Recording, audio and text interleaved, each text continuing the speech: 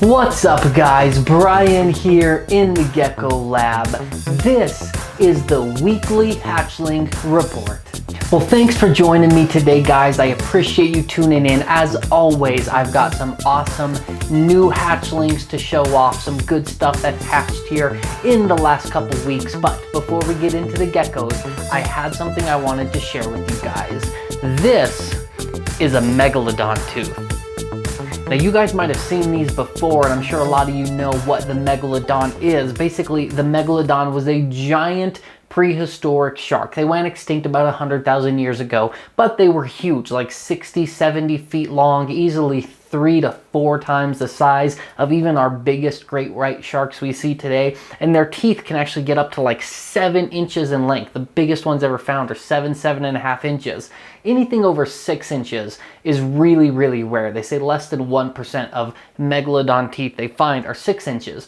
This is one that I've had for a few years now. A friend that I used to have gave me this as a gift. I've always wanted to start a fossil collection. I don't really have any fossils, and I probably won't ever get too many, but she knew that, so she gifted me one of these. She has a family in South Carolina, off the coast of South Carolina. You can actually dive down and find these, and members of her family do that, so she had a much bigger one that was hers. She gifted me this relatively, comparatively smaller one. I absolutely love it. I've loved it for years. I've got a little display for it. It sits on my bookshelf, but after years of thinking about it, I have finally pulled the trigger and bought myself a couple new Megalodon teeth. I'm going to show them to you guys. First, I'm going to show you this one, this really, really light one. This one's really cool, over 5.5 inches in length.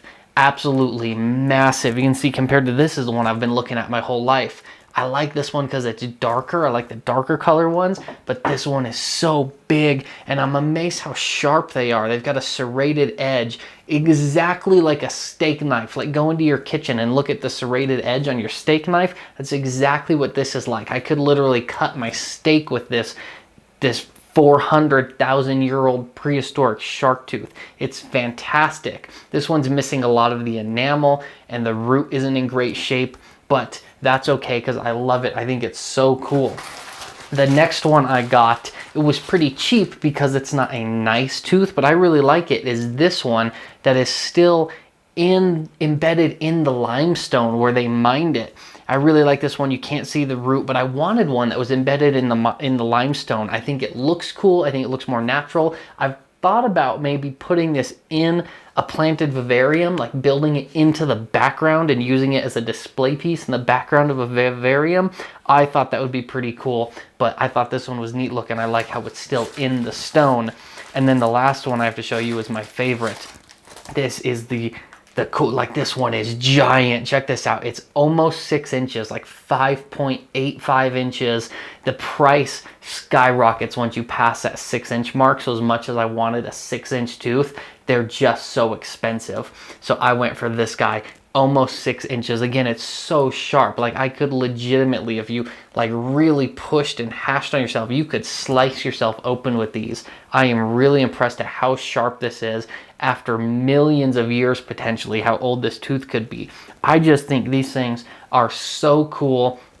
I mean, I'm not really one that buys stuff to collect. I'm not a collector. I'm not somebody that spends my money on things that are just like to sit and be display pieces, but this is a rare exception for me. I thought these things were really cool. I had to pick a couple of them up. I've been shopping, looking to add 1 or 2 more for a couple years now, and I finally pulled the trigger. I'm super happy with it. I love them. They're great display pieces, and I just think they're so cool. I've been obsessed with Megalodon sharks since I was like 12 years old, and I first read about them in a book. I just think they're the coolest things ever. I wish I could see one in person, but they're extinct. On a note about these, I actually got these directly from a guy who mines them. The guy I bought them from dug them out of the ground himself, and that's why they're so sharp. This one that I've had forever does not have that sharp of an edge because this one was taken out of the ocean. It gets corroded more. These were mined out of limestone, so they're better preserved and they're so sharp, and I actually got them from the guy that mines them. So one crazy idea that I've had is I've talked to this guy about potentially sometime in the future flying out to Indonesia where he lives and where he mines these and spending like a week with him, driving out to the mine, hammering into the bedrock and mining Megalodon teeth with him. I thought it would be an incredible experience, obviously. It would be so much fun, and it would make a cool video to like document a trip out there and how this guy lives and mines and gets these teeth, digs them out of the ground. I just think it would be fascinating. I know I would be fascinated by it. I think it'd be a good video topic. I might try and make that trip happen sometime in the next couple years. Let me know if you think that would be interesting.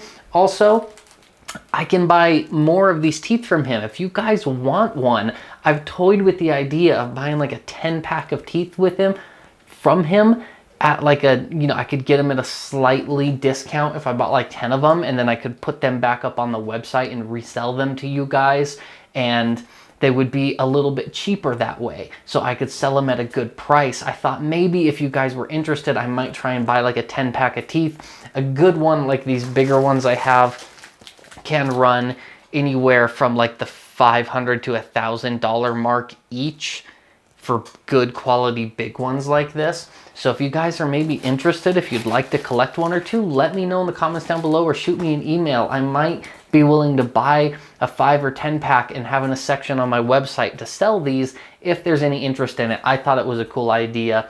Let me know if you think it might be a cool idea. But that's enough of me going on about my shark tooth obsession. Let's get into the geckos. So I've got some great geckos to show you guys today. Like I said in my last video, hatchlings are coming pretty slow right now. This is definitely the slow point of the year, but I do get ones here and there, and over the last few weeks I've had some good stuff hatch out. I've had a lot of geckos, well, not a lot, but comparatively a lot for my extreme Harlequin tricolor projects hatch out. So I got, I think, 4 babies out of that project to show you. This first one, if you look at this guy, big head structure. His color looks a little off because my flash hit him and he got real washed out, but lots of pattern. He's got a lot of white on his side. You can see all that's going to spread. This will end up being a real nice tricolor. Good structure, nice looking gecko there. That's going to be a fun one to watch grow and develop. It's going to change a lot as it gets older. This next one, real good structure. The way those pins kind of stick on the necks, how they clump up on the back of the neck there,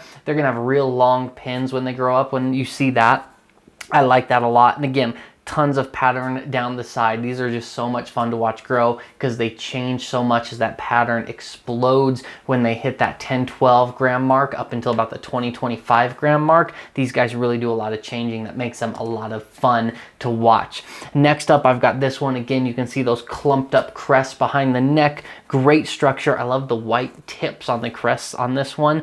Those tend to fade most of the time as the geckos get older, but when they stick around, they really make for a very cool look. This one, not as much pattern, but more pinning. So this one isn't going to be as patterned. Nice pinstripe though. Mainly the structure is what stands out on this one.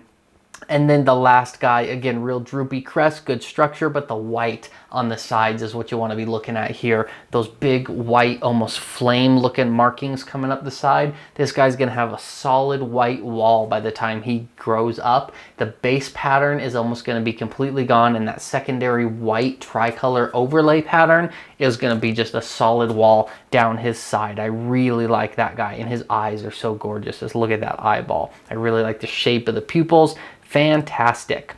All right, next up, we had a couple axanthics hatch out. So this first one, a lighter color axanthic with some white on the back. Now, as you guys know, the white on the dorsal will fade out as he gets older, but I love this light gray axanthic. This guy is really cool looking. I love the white eyelashes, is really nice.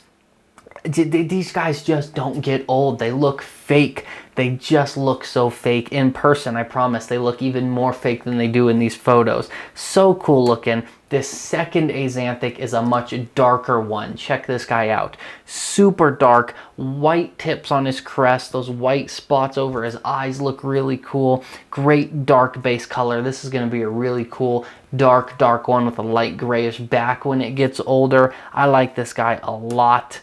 just such a neat gecko. You can see here his tongue is gray. There's been a lot of talk about the Axanthic's tongues. A long time ago I came out and said, oh look, they even have gray tongues, and then that got overblown into this thing of, oh, if it doesn't have a gray tongue, it's not an Axanthic. Their tongues do get more pink as they grow. The tip of their tongue is more gray than the part that's further back in their mouth. So definitely, like, don't read too much into the gray tongues on the Axanthics, but as you can see here in this photo, their tongues are gray, and it does look so cool, especially if you can get a shot of a gray tongue right next to their gray eye and the gray head. Just so cool looking gecko, so unique. And then the last one I've got to show you guys is a charcoal. This one is a bit older, a couple weeks now, but I pulled it out because I really like its tiger stripes. This one did get the charcoal gene, so it's going to get really dark. It's already really dark for a baby, and it's going to get darker as it grows, but I love those dark tiger stripes down the sides. Really cool looking. I'm hoping when this one grows up, it'll be almost black, like really, really dark gray with black tiger markings. I think that would be really cool. I'm not sure if that's the way this one's gonna go. I suspect it's gonna be a little more brown. This will probably be more of a B grade charcoal, like that dark brown and not the super black color. But either way, it'll be a fun one to watch grow up and see how it develops, what it turns into. So I'm gonna leave it there. That's the coolest hatchlings I've had in the last couple weeks. I appreciate you guys joining me as always. I am Brian, Altitude Exotics, altitudeexotics.com. Don't forget, brand new website is live. Check out the brand new altitudeexotics.com right now if you haven't. New geckos for sale every Friday night, so bookmark that website. You're gonna want to keep an eye on it. Thank you guys so much. Stay safe, be kind. I love you all. I will see you soon.